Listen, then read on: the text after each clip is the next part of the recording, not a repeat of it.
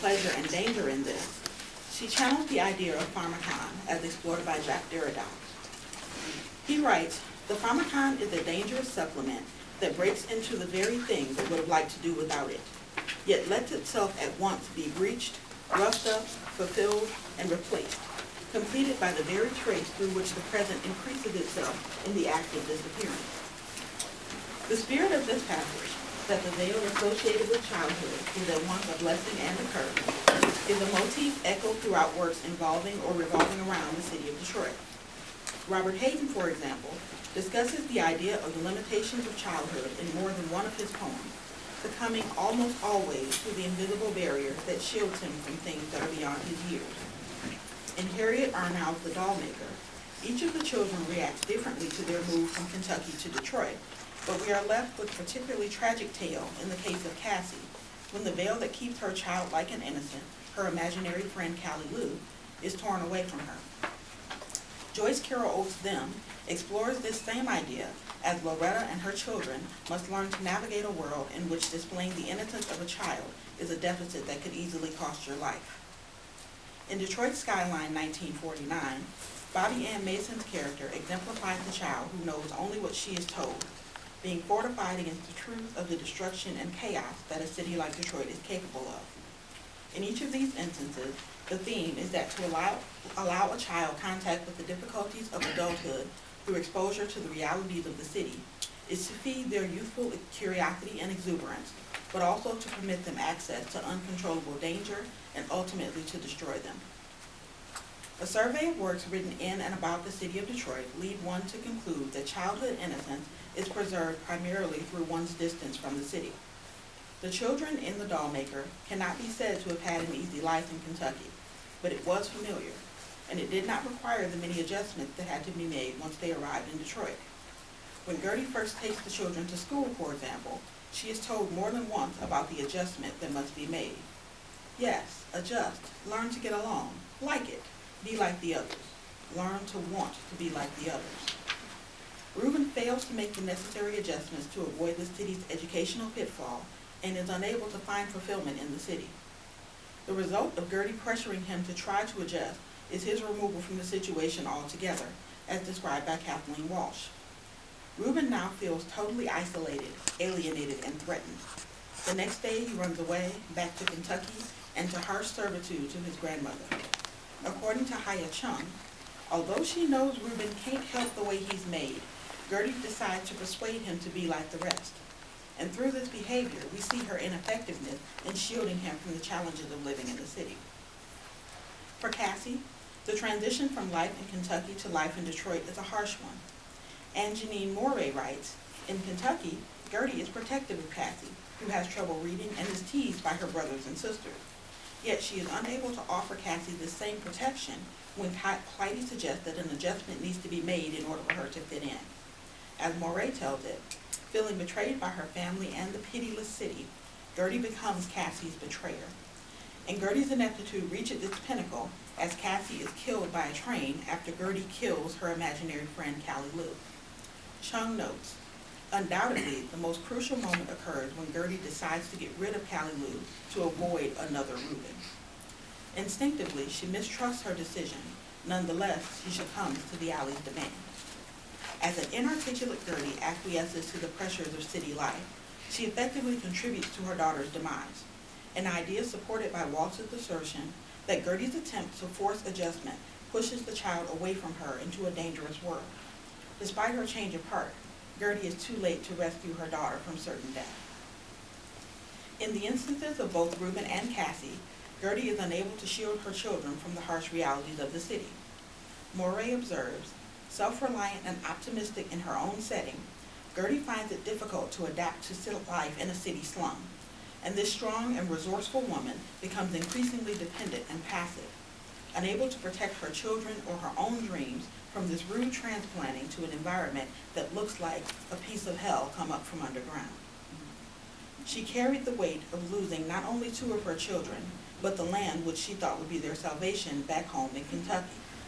If she tore herself from Cassie, there was Reuben waiting, and if from Reuben, the lost land called, and then became a lost life with lost children. The place that she and Clovis, her husband, thought would give their children better opportunities actually destroys the childhood of two of them.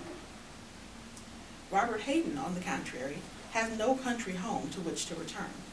He was born and raised within the city limits and had only Paradise Valley, a poor black section of Detroit, to call home. In his poetry, however, he speaks of those in the neighborhood, if not his parents in particular, who did their best to shield the speaker from things that may have been harmful to him. A prime example of this is seen in his elegies for Paradise Valley. God-fearing elders, even godless grifters, tried as best they could to shelter us, he says. Although the other Paradise Valley residents may have tried to protect him and the other children, it was impossible to do so with so much violence in such close proximity, as there were literally rats fighting in their walls. In The Rabbi, the speaker is secluded from the intricacies of the Jewish faith, since he is not permitted in the synagogue with his friends. He would not let me in to see the gold menorah burning, embodies the way in which he is cut off from the religious world around him. Religion becomes another one of those things that adults flock to, but children like Hayden are deemed too young to understand. For the speaker in these poems, and Robert Hayden by extension, the constant longing to see beyond the veil that separates children from the adult world is unfulfilled, with the exception of his exposure to violence within the household where he was raised. These chronic angers he refers to in those winter Sundays are not a full renting of the veil that separates him from the innocence of childhood, but they do have a lasting effect on him that is evidenced in his poetry. In contrast to Hayden's difficult childhood, Gloria Wayland lived a fairly charmed life before moving into Detroit. The family in her story makes their home in a well-to-do suburb until the circumstances of the Great Depression forced them to move into the city. While living a cushy suburban existence, the narrator has no idea of the types of worries that plague the adults in her life. In Detroit, however, her world becomes drastically different as she is forced to deal with concerns that she did not previously know existed. In her own words, "I was 8 the year we all moved into Detroit, and nothing in the city seemed safe or even reasonable to me." The implication here is that safe and reasonable were conditions in which she was used to living, and these illusions vanished with her family's move into the city.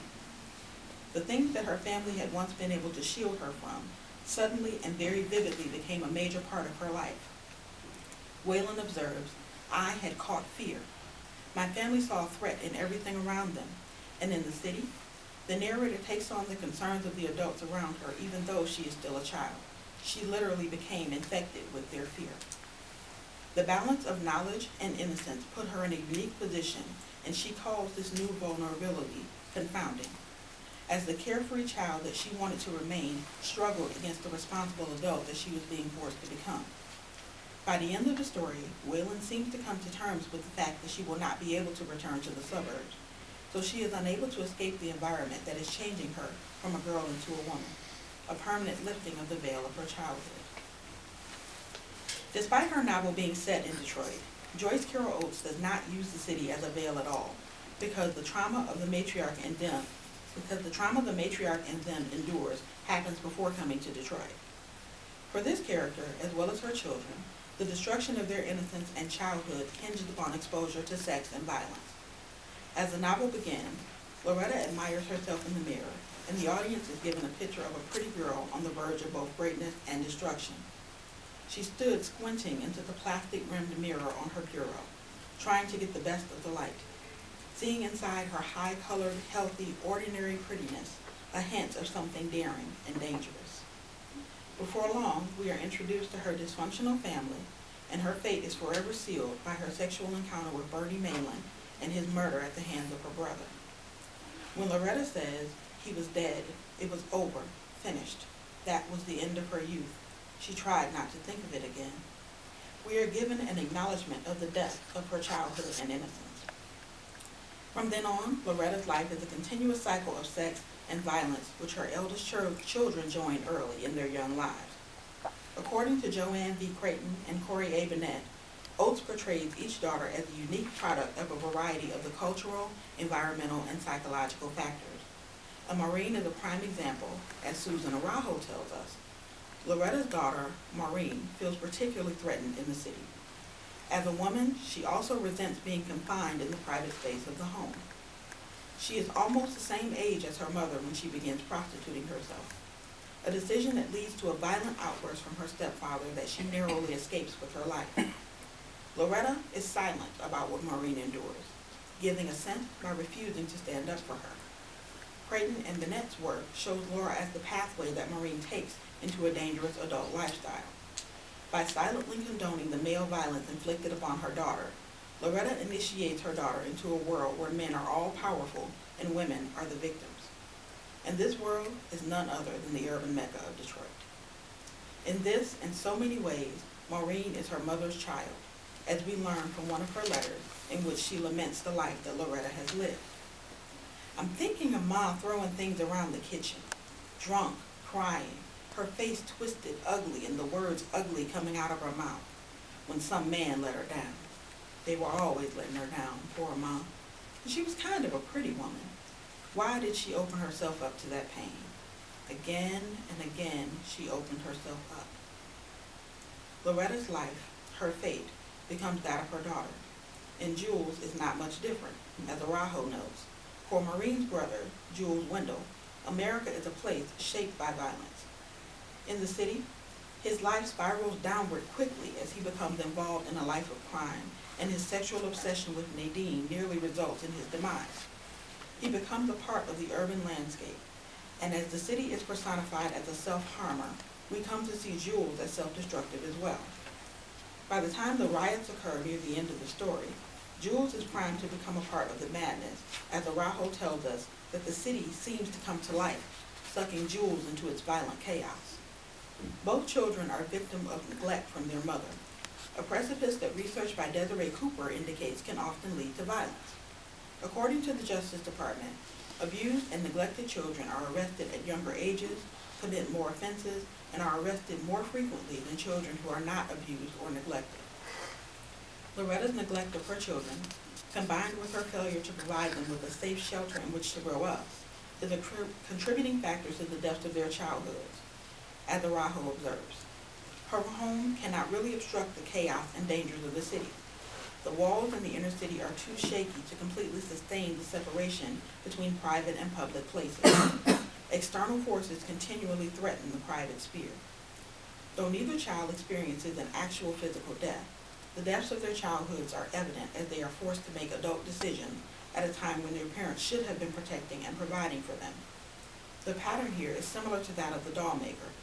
Because the parents have failed to keep their children from the evils of the city, the children must suffer the consequences. Peggy Jo's caregivers in Detroit Skyline 1949 do a much better job of protecting her innocence. The young girl is not exposed to the perils of Detroit because of a bus strike, and therefore she manages to escape the consequences of coming into the city at a young age. Just like most children, she is curious, particularly about Detroit, once her mother insists that she see the skyline.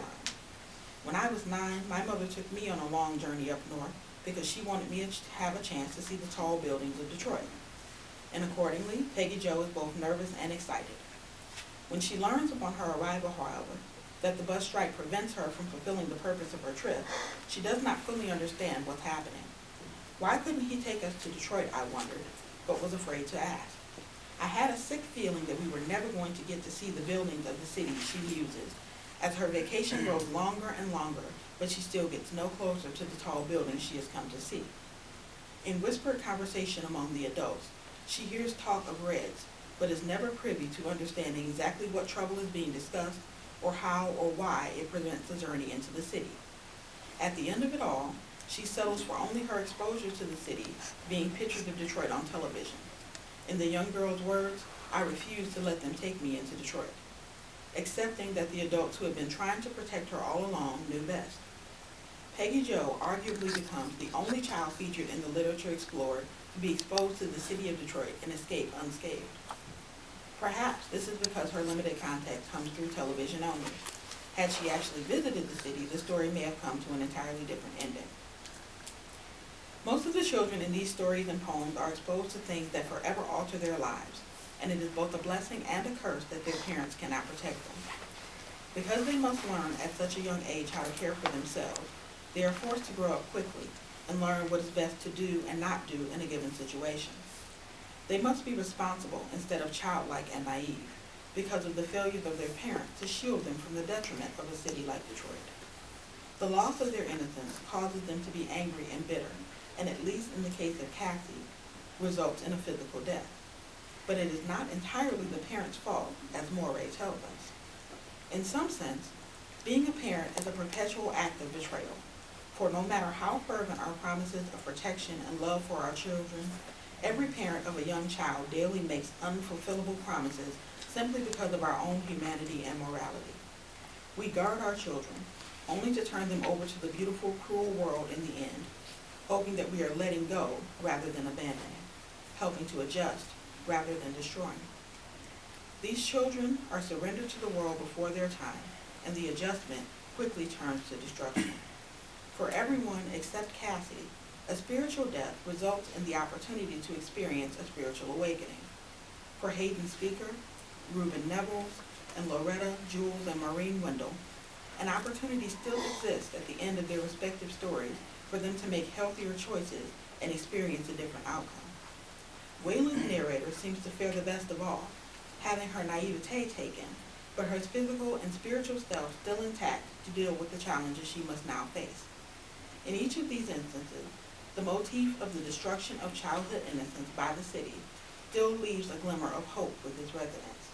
To wit, the lifting of the veil does not have to result in an inescapable pharmacon that leaves only destruction in its wake. Thank you.